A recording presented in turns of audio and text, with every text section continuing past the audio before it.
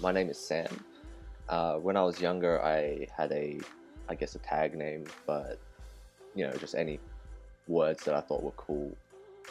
But now I just go by my real name.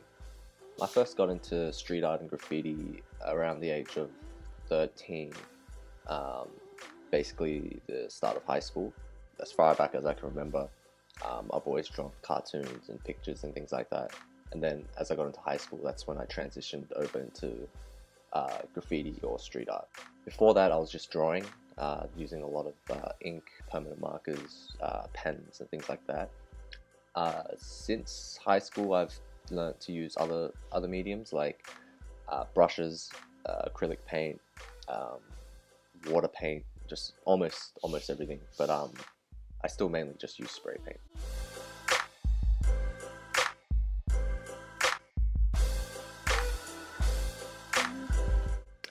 For one, you get to paint outside. You get to paint with other people a lot of the time. It's very, I think, community based.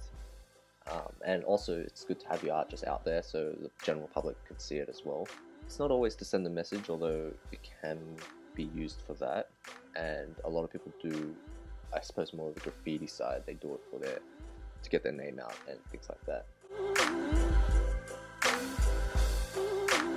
The Who aspect is, yeah, there's a lot of people. I guess just to name a few, would be as an artist named David Cho, who I think's just really cool artist, and just all around the world. Just yeah, growing up, all the artists around me. Surrounding the topic of graffiti or street art as vandalism, I suppose it both is and isn't.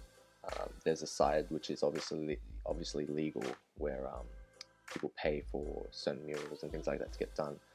But at the same time, there's the vandalism aspect that comes along with it, which I suppose that's where the history of graffiti and street art was initially vandalism, initially illegal.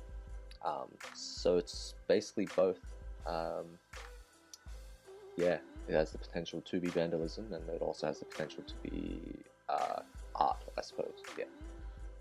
So my final comment would be, if you wanted to learn more about graffiti or street art, um, graffiti is a element of hip hop, so it has a very rich history.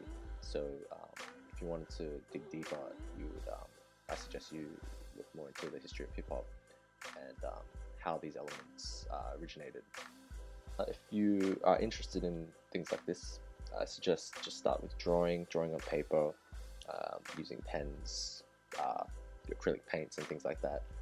And yeah, just slowly moving on to aerosols and definitely staying out of trouble and practice.